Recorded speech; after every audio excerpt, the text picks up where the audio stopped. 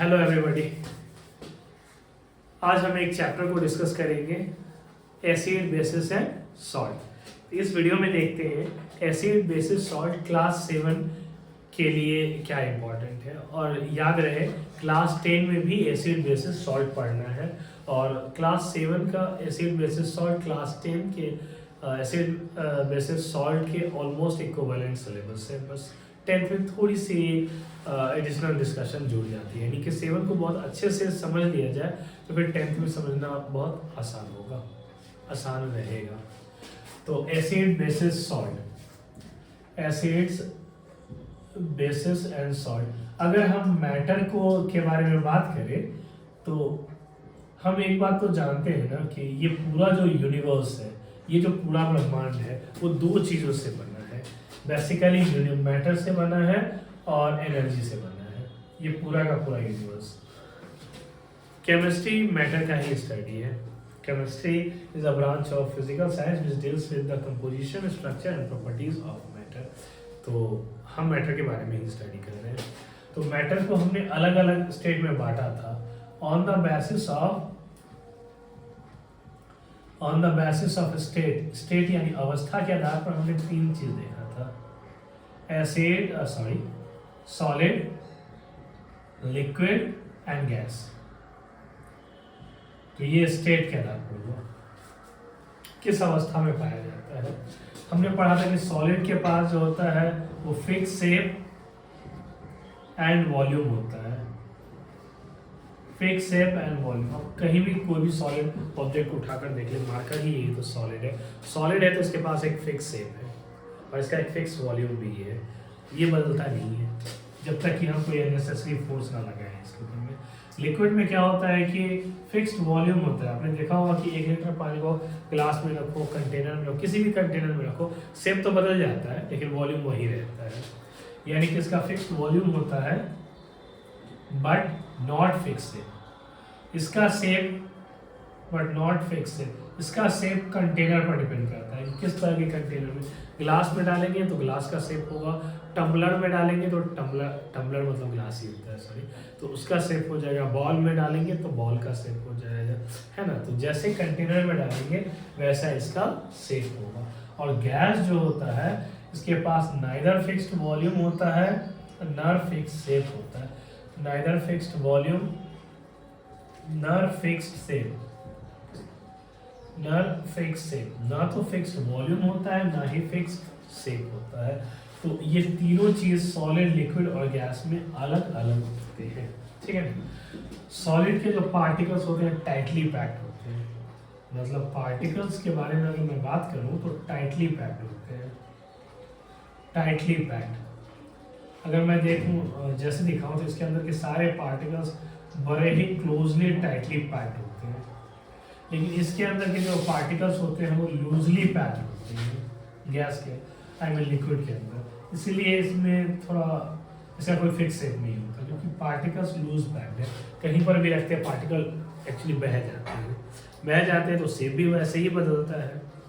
और तीसरा गैस के पास तो वेरी लूजली पैक्ड, बहुत लूजली पैक्ड होता है।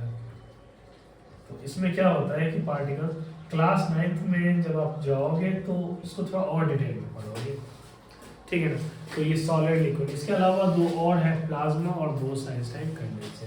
लेकिन अभी हम बात कर रहे हैं एसिड बेसिस सॉल्ट की। तो ये है कि on the basis of taste, basis of taste के आधार पर देखिए तो ये इसे 3 कैटेगरी में डाल सकते हैं। एक तो डाल सकते हैं एसिड्स, और एक डाल सकते हैं बेसिस, और एक डाल सकते हैं न्यूट्रल सब्सटेंस, ठीक है ना। तो एसिड्स जो होता है वो सॉर होता है टेस्ट में, acids are sour in taste, थोड़ा खट्टा होता है। ज़्यादातर जो भी चीज़ आप खाओ अगर उसका टेस्ट खट्टा मिलता है, सॉर मिलता है, तो समझ लो कि वो चीज़ एसिड है। और जो भी चीज़ें खाने पर बिटर टेस्ट फील हो तो वो बेस होगा। तो एसिड सॉर होता है टेस्ट में, और कॉरोसिव होता है नेचर में। कॉरोसिव इन नेचर में, कॉरोसिव का मतलब होता है ईटिंग अवे, मतलब किसी चीज़ को गला देना, उसके लेयर्स को रिमूव कर देता है, ठीक है ना। लेकिन बेसिस बीटर होता है और छूने में सोपी होता है। जैसे साबुन को छूते हैं तो फिसलता है। दुनिया का सबसे कठिन काम है एक गीला साबुन को टाइट करके पकड़ना। एकदम साबुन गीला है, जोर से पकड़ेंगे तो फिसल के हाथ से निकल जाएगा, है कि नहीं। तो मतलब कि सोपी टू टच, तो ये छूने में एसिड बेसिस। न्यूट्रल में तो तीनों तरह का टेस्ट हो सकता है, वो सॉल्टी भी हो सकता है, स्वीट भी हो सकता है, उमामी भी हो सकता है। तो हम देखते हैं कि ये अलग अलग तरह का हमारा जो टेस्ट बर्ड है, इन दो के अलावा तो सब न्यूट्रल ही होगा, ठीक है ना। तो ये तीन तरह के होते हैं टेस्ट के आधार पर, एसिड बेसिस है सॉल्ट। सबसे पहले हमें एसिड को परवाह करनी चाहिए। एसिड अभी भी हमने कहा कि एसिड सॉल्ट होता है टेस्ट में और कॉरोसिव होता है टेस्ट में। इवन कि नींबू का रस अपने स्किन पर डालते हैं तो देखते हैं कि कलर थोड़ा सा वहाँ पर डल कर देता है ना, ऐसा लगता है कि वो सारे डस्ट को खींच लिया हो। तो एसिड को हम दो कैटेगरी में डाल सकते हैं, एक नेचुरल और एक आर्टिफिशियल, या उसे सिंथेटिक कह सकते हैं, सिंथेटिक या आर्टिफिशियल। ऐसा देखने में आता है कि नेचुरल एसिड्स जनरली वीक होते हैं, थोड़े कमजोर होते हैं, ज़्यादातर एडिबल भी होते हैं, वीक एंड एडिबल। एडिबल का मतलब होता है जिसे खाया जा सकता है, लेकिन सारे नहीं। और सिंथेटिक एसिड जो होते हैं वो स्ट्रॉन्ग होते हैं एंड नॉन एडिबल। तो जरूर दिमाग में ये क्वेश्चन आएगा कि अगर ये स्ट्रॉन्ग और नॉन एडिबल है तो इसको चेक कैसे करेंगे। एसिड के बारे में तो हमने ये पढ़ा कि an object which is salt in taste and corrosive, उसका पहचान ही यही है कि वो खट्टा है टेस्ट में।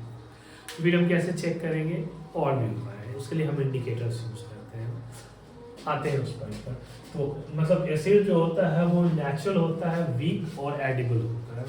तो वीक और एडिबल जो होता है नेचुरल एसिड, ठीक है ना, जैसे कि बहुत सारे हम जो फूड खाते हैं उसमें कोई ना कोई एसिड होता है, जैसे लेमन, ऑरेंज जूस, लेमन हो गया, ऑरेंज हो गया, ये सब टाइप के फ्रूट को ना सिट्रस फ्रूट कहते हैं, क्योंकि उसके अंदर सिट्रिक एसिड होता है, सिट्रिक एसिड। उसी प्रकार आप विनेगर, आपने देखा होगा कि विनेगर का इस्तेमाल लोग चाउमीन बनाने में करते हैं। चाउमीन में अक्सर और भी फूड आइटम्स में डाला जाता है, ठीक है ना। तो उसके अंदर विनेगर होता है, मुंह में पानी आया है ना चाउमीन के नाम सुन के, ठीक है ना। तो जो विनेगर होता है, विनेगर के अंदर एसिटिक एसिड होता है। वैसे चाउमीन कोई अच्छी चीज़ नहीं है, हेल्दी तो बिल्कुल नहीं है, ठीक है ना। तो जहाँ तक है वो नुकसान ही करता है क्योंकि वो फास्ट फूड में आता है, तो इसलिए तो विनेगर में एसिटिक एसिड, वैसे भी मैदा का बना होता है, मैदा कोई अच्छा चीज़ नहीं है। तो विनेगर होता है एसिटिक एसिड। उसी प्रकार और भी चीज़ें, हम एप्पल खाते हैं, एप्पल में मैलिक एसिड होता है,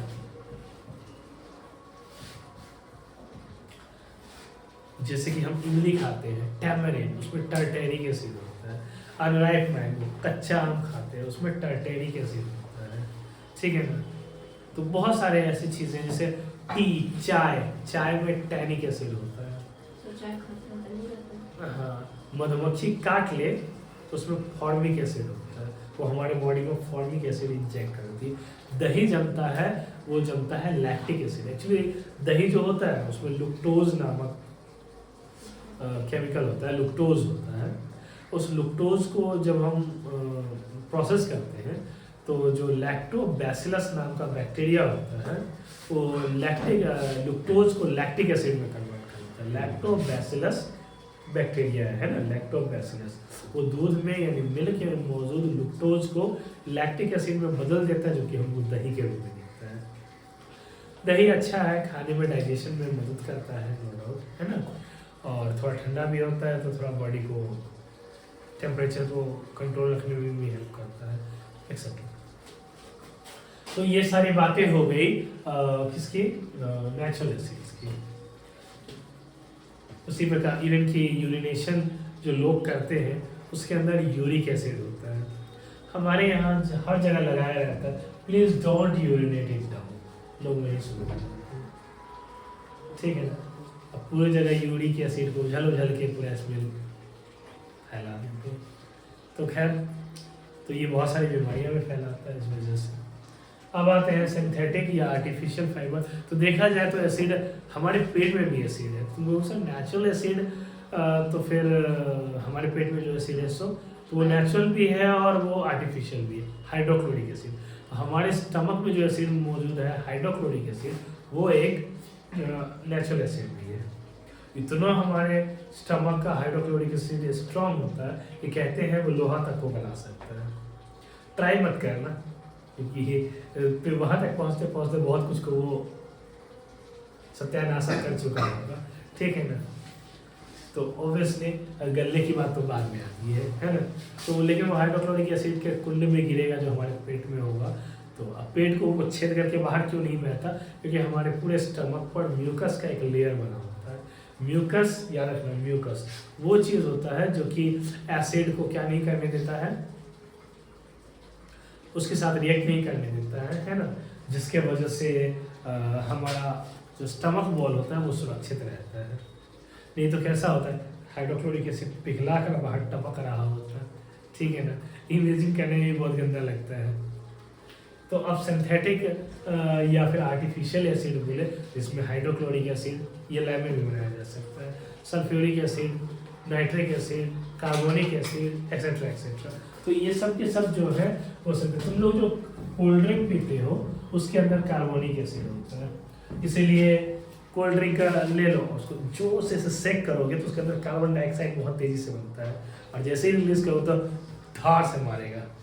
ट्राई किए हो कभी, है ना, तेजी से करके छोड़ दो तो हवारा बन जाएगा, क्योंकि उसके अंदर कार्बन डाइऑक्साइड गैस जमा हो जाता है जो प्रेशर जनरेट करता है, और इससे पानी क्या होता है, दूर उछल जाता है। तो इस तरह से ये चीज़ें होंगी। अब जो बात करते हैं फिजिकल प्रॉपर्टीज ऑफ एसिड, तो फिजिकल प्रॉपर्टीज बहुत सारे हैं एसिड के। फिजिकल प्रॉपर्टीज ऑफ एसिड, तो सबसे पहले बात physical properties of acid, it is corrosive, ठीक है ना। मतलब कि जो एसिड्स होता है वो सॉर इन टेस्ट, सॉर होता है टेस्ट में। सेकेंड बात कॉरोसिव होता है, it is corrosive in nature, चीजों को गलाता है। कौन से पार्ट में रहता है बॉडी? स्टमक में, जहाँ वो डाइजेशन का काम करता है। तुम्हारे पेट में न सिर्फ हाइड्रोक्लोरिक एसिड है बल्कि अलग अलग एंजाइम्स है जो तुम्हारे अलग अलग ग्लैंड के अंदर है, सेक्रेट होते हैं, छिपे हुए होते हैं, और जब तुम खाते हो डाइजेशन के समय वो बाहर रिलीज करता है, ठीक है ना। कभी कभी पेट में क्या होता है, जैसे कि सपोज दैट कि तुमने बहुत स्पाइसी फूड खा लिया, मान लो कि ऐसे दुनिया भर का समोसा खा लिया, 4 गो समोसा खा लिया, चाट खा लिया, ठीक है ना, तो बहुत ज़्यादा स्पाइसी फूड खा लिया। तो इतने सारे स्पाइसी फूड खाने को, तो स्पाइसी फूड को पचाने में ज़्यादा मात्रा में हाइड्रोक्लोरिक एसिड की जरूरत पड़ती है, ठीक है ना। उस चीज़ को गलाने के लिए तुम्हारी बॉडी ज़्यादा मात्रा में हाइड्रोक्लोरिक एसिड को क्या करता है, रिलीज करता है। जब ज़्यादा मात्रा में हाइड्रोक्लोरिक एसिड रिलीज करता है तो वही क्या कहलाता है, एसिडिटी। इसी से स्टमक एक वगैरह होता है। तो समझे आशीष, जब भोज में जाना तो इतना खाना उतना ही खाना जितना पेट की ज़रूरत है, इसलिए मत खाना कि अरे भोज क्या खाना है, जितना मन करे उतना खाओ, ठीक है। बिहार में देखते नहीं हो, या अधिकतर जगह इंडिया वगैरह में भोज में लोग जाएंगे, थाली में खाएंगे, भले ही इतना भर लेंगे पूरा, लगता है जैसे कि उसके बाद तो खाना मिलेगा ही नहीं, चारों तरफ एकदम भर लेंगे, इतनी सा खाएंगे और फिर जाके डस्टबिन में डालेंगे, बड़ा गंदा लगता है। कम से कम आप लोग को ऐसा नहीं करना है, हमेशा भोज में जाओ उतना ही थोड़ा थोड़ा करके, बहुत थोड़ा थोड़ा करके लो, खाओ, फिर जाके लो, फिर थोड़ा थोड़ा खाओ, प्लेट में वेस्ट ना हो, है ना। और दूसरा भोज है तो इसका ये मतलब नहीं कि बहुत खा लेना है, उतना ही खाना है जितना पेट की ज़रूरत है। कभी कभी ना हम टेस्टी फूड दे के बहुत खा लेते हैं और इससे हमारे स्टमक पर बैड असर पड़ता है। तो सॉर है, जापानीज लोग तो कहते हैं कि पेट को 80% से ज़्यादा भरना ही नहीं चाहिए, ठीक है ना। हम लोग 100+% भर देते हैं, यहाँ गले तक खा लेते हैं, ठीक है ना। तो सॉर कॉरोसिव, हेल्दी लाइफस्टाइल चाहिए तो थोड़े साइंस को समझना पड़ेगा ना। क्या लगता है, साइंस सिर्फ हम एग्जाम में पास करने के लिए पढ़ते हैं? कदापि नहीं है, हमारी ज़िंदगी को बेहतर बनाता है, हमारे अंधविश्वास को दूर करता है। नहीं तो हमें कोई भी आके मूर्ख बना जाएगा। अभी कुछ दिन पहले देखा करता था कि व्हाट्सएप पर एक मैसेज घुमा करता था, कोल्ड ड्रिंक के बाद, आम खाने के बाद कोल्ड ड्रिंक नहीं पीना चाहिए, नहीं तो आदमी की फौरन मौत हो जाएगी। लेकिन कौन सा साइंस पढ़ लिया है, तो कुछ भी लोग घुमा रहे हैं भाई। आम के अंदर अगर पका आम है तो एसिड ऑलरेडी डायल्यूट हो गया, उसमें एसिड ना के बराबर है। ऐसे कच्चा आम में टर्टरिक एसिड होता है और कोल्ड ड्रिंक में कार्बोनिक एसिड होता है। दो एसिड मिला क्या फर्क पड़ेगा उससे। एक साथ थे स्कूल, क्योंकि हम तो एक्सपेरिमेंट करेंगे, खूब आम खा लिया, कोल्ड ड्रिंक जम के पी लिए, कुछ नहीं हुआ। क्योंकि ये व्हाट्सअप यूनिवर्सिटी एक अलग ही यूनिवर्सिटी है, इसमें इतने सारे धोखाधड़ी वाले नॉलेज बिकते रहते हैं जिसका कोई अंत ही नहीं है ना। बेटर है कि हम टेक्स्ट बुक पर भरोसा करें, उसको रीड करें, है ना। तो देखिए physical properties of acids, sour corrosive होता है नेचर में, और क्या होता है, गुड कंडक्टर ऑफ इलेक्ट्रिसिटी। जानते ही हो कि aqueous solution of acid is good conductor of, dry acid does not show acidic property. Aqueous solution of acid, aqueous मतलब पानी में जो घोला गया हो। एक्वस का मतलब जो किसी भी चीज, चीनी को पानी में घोल दिए तो शुगर का एक्वस सॉल्यूशन हो गया, सॉल्ट को पानी में घोल दिए तो सॉल्ट का एक्वस सॉल्यूशन हो। तो एसिड को अगर तुम पानी में घोल दिए तो वो मतलब एसिड का एक्वस सॉल्यूशन कहलाएगा। एक्वस सॉल्यूशन ऑफ एसिड, तो ये एसिड है, ये एसिड नहीं है। ड्राई एसिड लिटमस पेपर पर कोई असर नहीं डालता, लेकिन एक्वस सॉल्यूशन लिटमस पर असर डालता है। अगर तुम इसमें ब्लू लिटमस डालोगे तो ये कलर ड्राई एसिड जो होगा नो चेंज, और ये क्या कर देगा, सॉरी रेड कर देगा, राइट ना। इससे ही पता चल जाता है कि dry acid acidic property show करता ही नहीं। यानी एसिड अपना प्रॉपर्टी कब शो करता है, जब वो पानी में डिजॉल्व हो, वाटर में डिजॉल्व हो। तो सबसे पहला physical property salt it is salt in taste, it is corrosive in nature, it is a very good conductor of electricity, right? Its aqueous solution is very good conductor of electricity. It turns blue litmus, ये blue litmus को क्या कर देता है, red litmus को कुछ नहीं करता, ठीक है ना। This is the all these are the physical properties of acid. ये कुछ acid की physical properties है। तो acid जो होते हैं वो हाइड्रोजन आयन को डिसोसिएट करते हैं जब हम पानी में डालते हैं। यानी कि जब भी तुम एसिड को वाटर में डालोगे, H2O में एसिड को, कोई भी एसिड मान लो H2SO4 डाल रहे हो, तो जैसे ही डालोगे तो ये हाइड्रोजन आयन को रिलीज करेगा। आप क्लास में इस पर और डिटेल में पढ़ोगे। एक फिर कुछ एसिड बचो याद कर लेना चाहिए, जैसे hydrochloric acid HCl, sulphuric acid H2SO4, है ना। कुछ आर्टिफिशियल एसिड जरूर याद कर लेना चाहिए। हाइड्रोक्लोरिक एसिड फार्मूला सहित आगे काम आए, अभी भले ही उतना काम नहीं पड़ रहा है लेकिन आगे तो पड़ेगा ही ना, कुछ तो याद कर ही सकते हैं 4-5, है ना। तो hydrochloric acid, sulphuric acid H2SO4, nitric acid HNO3, carbonic acid H2CO3 ETC। तो ये सब के सब एसिड क्या करते हैं, स्ट्रॉन्ग है, आर्टिफिशियल है, ठीक है ना। केमिकल प्रॉपर्टीज, एसिड जो होता है वो अलग अलग चीज़ों के साथ, केमिकल बिहेवियर का मतलब क्या होता है कि दूसरों के साथ ये कैसा रिएक्ट करता है। जैसे कि आशीष जैसे ही क्लास में दूसरों के साथ बैठता है तो फाइटिंग शुरू कर देता है, ठीक है ना। तो ये केमिकल बिहेवियर हो गया, ठीक है ना। तो एग्जैक्टली वैसे ही ये क्या करता है, एसिड मतलब बिहेवियर कैसा करता है क्या। तो हमें कम से कम हम लोगों को तो अपने क्लासमेट के साथ बिहेवियर अच्छा रखना चाहिए, है कि नहीं। एसिड को स्ट्रॉन्ग कैसे बनाएंगे, कौन सा वीक एसिड को स्ट्रॉन्ग कैसे बनाएंगे, स्ट्रॉन्ग डाइट नहीं कर सकते, फिर उसके लिए अलग प्रोसेस करना होगा, तो हाईली कॉन्सेंट्रेटेड करना होगा, है ना। फिर भी वो इतना तो स्ट्रॉन्ग नहीं हो पाएगा ना। कॉन्सेंट्रेटेड मतलब दो तरह का एसिड होता है, एसिड का टाइप बता रहे थे। तो कॉन्सेंट्रेटेड होता है, स्ट्रॉन्ग होता है या वीक होता है। पानी मिलाने पर तो वो एसिडिक फॉर्म में आ जाता है, लेकिन बहुत ज़्यादा पानी मिला दोगे डाइल्यूटेड तो थोड़ा वीक हो जाएगा, है ना। थोड़ा कम पानी रहेगा, कॉन्सेंट्रेटेड रहेगा, थोड़ा स्ट्रॉन्ग हो जाएगा। अब बताओ, चीनी को पानी में घोलोगे तो टेस्टी टेस्टी एकदम लगेगा, मीठा मीठा। अब बहुत पानी मिलाते चले जाओ तो फीका हो जाएगा।